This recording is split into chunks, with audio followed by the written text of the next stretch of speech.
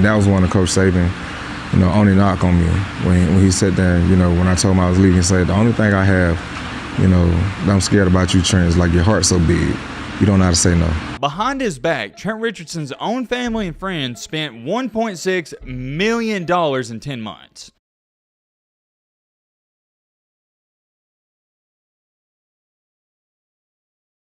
Trent Richardson was nothing short of a monster when he was playing tailback at the University of Alabama. Saying he was one of the best running backs the college level has ever seen might be pushing it a tad bit far, but he was easily one of the best running backs Alabama's ever had. And at the time that Richardson was stepping on campus at Alabama, it almost didn't seem fair because his freshman year, that's when Mark Ingram won the Heisman Trophy. And a lot of people tend to forget that Mark Ingram in that Heisman winning season, he shared the backfield. His counterpart at the time, Richardson, had 145 carries for 750 yards and 8 touchdowns. And that's what made Mark Ingram's Heisman Trophy insanely special to me because he won it sharing reps. And for a while there, and it's sad we'll never see this again, but Alabama was known for having 2 running backs. They were always going to share reps. It didn't matter how good the first string running back was, the second string running back was going to get his reps in. Nowadays, we don't see that as much anymore, and it's kind of sad, but we're in a new era of football. Getting back on track here at Richardson, yeah, it'd be safe to say he picked up right where Mark Ingram left off. Ingram and Richardson wound up sharing carries in 2009 and in 2010, but when Ingram left in 2011, Richardson went off. He had over 2,000 total yards between receiving and rushing, and he had 24 total touchdowns. Nobody could stop this guy, and I would argue and say at times that he even looked scarier and slightly better than Mark Ingram. Although he didn't win the Heisman Trophy, he wound up finishing 3rd in the Heisman voting, which isn't too bad at all for a running back. The 2 guys he finished behind, yeah, I guess you could say they were pretty good. It was Robert Griffin III and Andrew Luck. But here was the main difference with Mark Ingram and Trent Richardson. Mark Ingram, he fell in the NFL draft. Trent Richardson was regarded as a generational running back for even the NFL level. Everybody, and I mean everybody and their mama, was so high on this kid, and for that reason alone,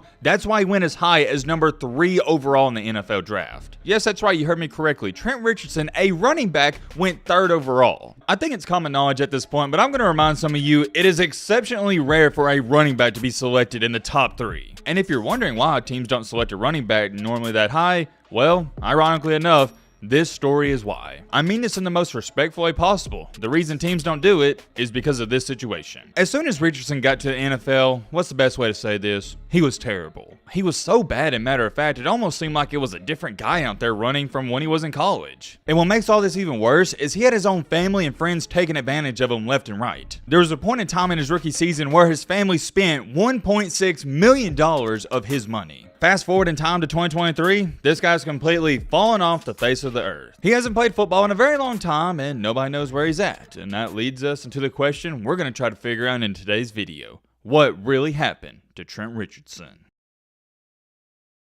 Oh man, good old Trent Richardson. You want to talk about a trip down memory lane? Look no farther than this. Can y'all believe this? I just not thought about it. It feels like yesterday Trent Richardson was running all over defenses at Alabama, but it's been over 10 years. Time is flying by, but just like you know, to get into this story, we got to throw it all the way back to where things started. Trent Richardson grew up in Pensacola, Florida, where he stayed all throughout his childhood and played his high school football at a local high school known as Escambia High School. A little fun fact I want to throw in there is I actually vacation in Pensacola, Florida, and every single time I go there, I think about Trent Richardson. If you haven't been to Pensacola, it is a great place, awesome beaches, but unfortunately for good old Trent, he didn't grow up on the beach. He grew up in a rough environment. His family was very poor, didn't have a lot of money, and it was tough on him from the jump because his father was never in his life. And he even speaks about that till this day, how it hurt him and how it affected him. Regardless of all the bad things trying to weigh him down, he didn't let it stop him because he was one of the best high school football players, not just in Florida, but the entire world. He absolutely dominated the competition. In his senior season, he had over 2,000 rushing yards with 25 touchdowns and was named as the 5A Florida Player of the Year. When it comes to recruiting, he was up there with the best of them. He was ranked as the 6th best overall player in the country and the number 2 ranked running back. He was one of the most prestigious prospects in high school football history, and to make a long story short, you know how this goes. He decided to roll with the tide and he committed and signed with Alabama. And this is where we get to a part of our story where there's not too much to talk about. No off-the-field problems. He gets to Alabama in in 2009, and he does what he's supposed to do. Has 145 carries for 750 yards with 8 touchdowns, and gonna remind you, he was sharing the backfield with Mark Ingram. Heading into the next season, 2010, still sharing the backfield. Similar season, 112 carries, 700 yards, averaging nearly 6 yards a carry with 6 touchdowns. Fast forward in time though to 2011, with Mark Ingram leaving, Trent Richardson, he was the man and the only man in the backfield. He had 283 carries for 1,679 yards, averaging 5.9 yards per carry with 21 touchdowns. He also pitched in 338 receiving yards with 3 touchdowns. I think most of y'all know this. I don't want to overcomplicate things if I don't have to. That's all there is to be said about his college career. The one thing I do want to speak on is when a lot of people also bring up Trent Richardson, they remember that play where he broke that guy's ankles for Ole Miss. I'll pop up a picture right here. I remember watching that live and I was like, what did I just watch? In that 2011 season, he also led Alabama to a national title where they got their revenge against LSU. And I think most of y'all knows what happens next. He gets all this hype around him leading up to the pre-draft, and he gets selected with the 3rd overall pick by the Cleveland Browns. It's risky. It really is selecting a running back that high, but at the time, nobody thought it was a risk. Everybody thought, man, Trent Richardson, this is a generational running back. Hindsight's 2020, of course, me and you can sit here and say, oh, that was a stupid pick, but back then,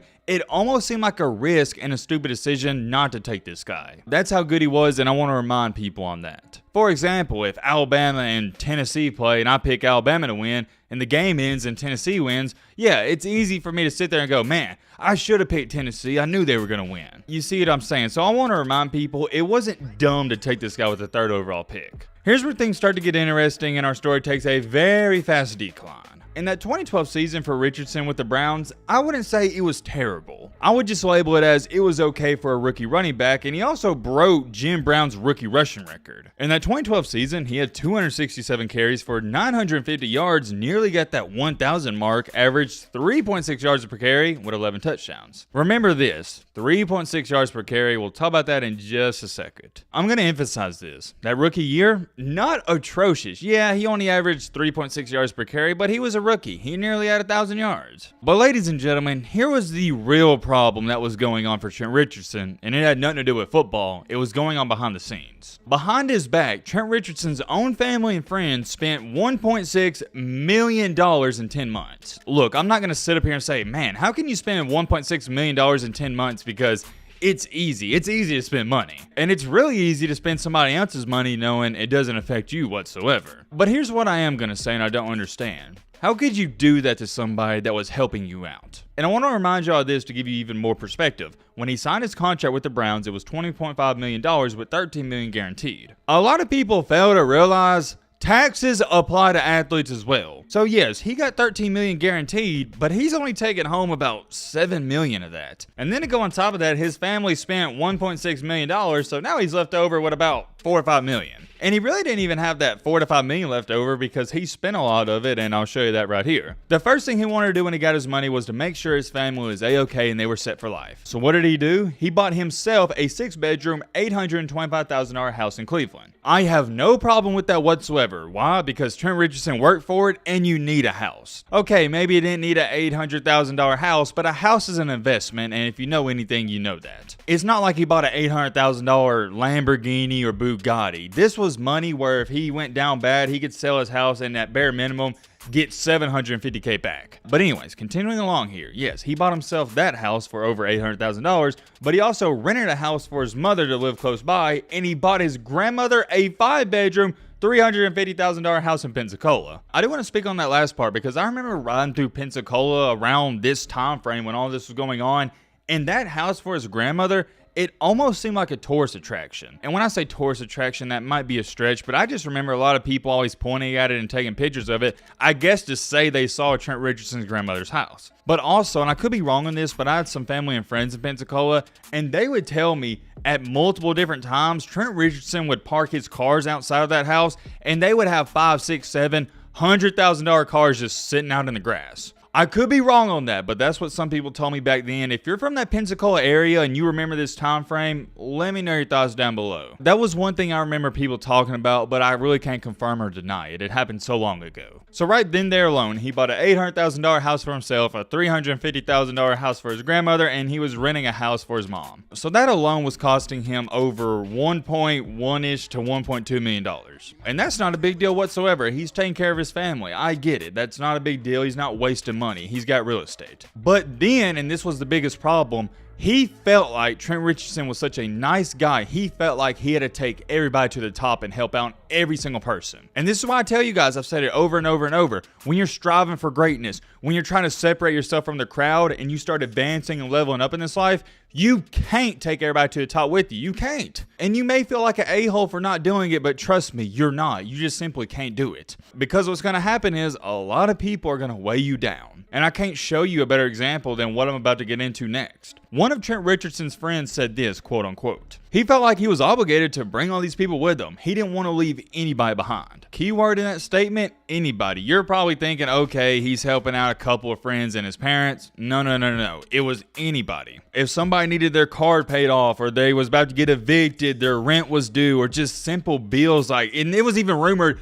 about funerals, weddings, and other stuff, he would pay for all of it. And the worst part about this, he allowed access to his bank accounts to his close family and friends. This isn't even life advice with your boy Matt. This is just common knowledge. You don't let anybody get access to your bank account. I don't even care if it's your mom, your dad, your brother, whoever. Your bank account is your bank account. And here's what Trent Richardson had to say about this, quote unquote. I just made sure that my immediate family was taken care of. And so then it came to everybody outside immediate family. You got people coming from everywhere. Yeah, that sums up the best. That's pretty much what happened. When people heard, hey, Trent Richardson, he's helping out this guy, then they would call him up and say, hey man, remember when me and you had lunch in 4th grade? Well, I need you to pay for my wedding. I need you to pay for my new car, and blah, blah, blah, blah. He just simply got taken advantage of. There's not another way to put it. And here's what Nick Saban had to say about it, quote unquote. He is such a good guy. He wants to please everyone. That makes it difficult to disappoint people with the word no. And even Trent Richardson said in an interview that was Saban's biggest concern about him. Matt wrote a clip.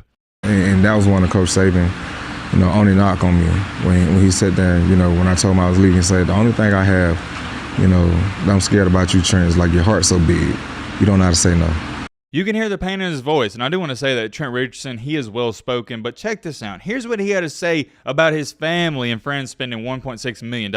It's just one of those moments to where I was just blinded by my heart, by loving everybody and thinking that everybody was for me. I know they love me, I know they do care, but at that time, they took advantage of me. Even there in that last sentence, you can tell he's too nice. He said, I know they do care. No, dude, if they cared about you, they wouldn't have spent your money. He was too nice. It's as simple as that, and it's such a rare situation and scenario because most athletes are a-holes. Well, they're not a-holes, that's a bad way to put it, but I think most athletes understand their value, and they're never going to be in a situation like this because they feel like, hey, I'm invincible. I don't need anybody to even be around me. It kind of feels like Richardson was in a situation where he felt like he had to do this stuff. I don't know why he had this mentality. I'm just going to chop it up as he was too nice. But getting back on track to the football field, so while all this was going on off the field and he's learning about it, he's still got to deal with his play on the field. At this point in time in his career, things are not going good. The Browns are not happy with him, so they traded him only 2 games into his second season. They wound up trading him to the Colts for a first-round pick, and his production just continued to drop off. Check out these numbers. For the Colts, in 14 games, he had 157 carries for 458 yards, averaging a miserable 2.9 yards per carry with 3 touchdowns. Remember when I told you to remember that 3.6 average? Yeah, it continues to drop off. For the Browns in 2013 in those 2 games, 3.4 yards a carry, and for the Colts, 2.9. He came back for the Colts in the next season, 2014, and it wasn't too much better. In 15 games played, he had 159 carries for 519 yards, averaging 3.3 yards per carry. There's not a nice way to put this. He flat out sucked. And the biggest knock on his game, and everybody's like, yo, why is he so bad? He was so good in college, is because he couldn't hit the holes. And there was even jokes and memes going around that Trent Richardson was legally blind. There were pictures taken, and it's unbelievable,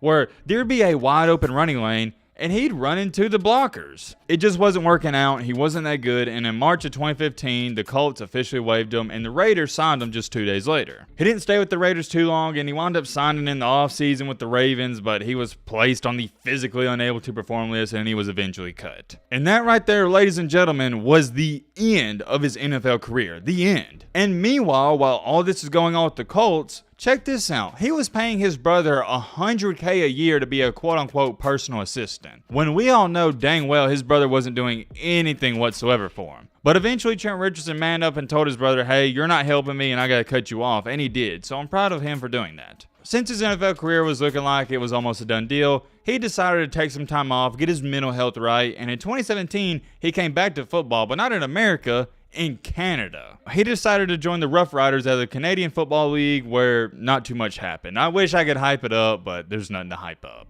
He played a few games here and there, but nothing came out of it. He was dealing with some injury problems as well, and he got released on August 15th of 2018. Shortly after that, in the same year 2018, Richardson signed with the Birmingham Ire of the AAF, which stands for the Alliance of American Football League. And he was a decent player. He even had 12 total touchdowns for him and was widely considered one of the best backs in the league, but the league wound up shutting down after week 10, and that was it for a while. Up until February 11th of 2021, when Richardson signed with a Mexican football league. At the time when Richardson signed, the Mexican media referred to this move as the biggest signing in Mexican pro football history. But here's the catch. Trent Richardson's main goal with joining this league wasn't even a play. He was wanting to be more of a general manager. Or maybe not a general manager. I saw a lot of people label it as this. He was sort of like a brand ambassador. He was just there to get some hype and people in. And he also has his own organization where he runs youth football camps occasionally here and there, and that's what he's mainly focused on, helping the youth. But also, I found this interesting. He recently opened a cocktail and smoothie bar that is called The Chill Spot in his hometown of Pensacola. Currently on his Instagram, it looks like he hosts his own live show. I've seen former Alabama players on there like Reggie Ragland and some others. Reggie Ragland's on there a lot. And it looks like he just goes live on Instagram and he pretty much has a podcast. That's what I would call it. It looks like he has his own podcast. I think it's pretty cool, and from every interview where I've heard Trent Richardson speak, he's so well spoken and so level-headed. It's not like these normal videos where these guys fall off and they're mad at the world. He seems very content with life. Although things didn't work out as great as he probably hoped they would, it seems like he's still doing A-okay. It sucks that things played out the way they did, and it also sucks he got taken advantage of, but I'm sure he's learned from it. He seems like a cool dude, and I don't want to meet him one day, just sit down and have a conversation, because he seems like such a genuine person. I was also scrolling down his Instagram, and he has some kids, and he supports them heavily. He's always showing up to the game, supporting them, and I know that may not seem like a big deal to y'all. You're going to say, oh, Matt, well, he's supposed to do that. But remember, Trent Richardson's own father wasn't in his life. I'll end it off with this. I respect Trent Richardson a lot, not even as a football player, but just as a person. I'm very curious, though. Let me know your thoughts down below. But,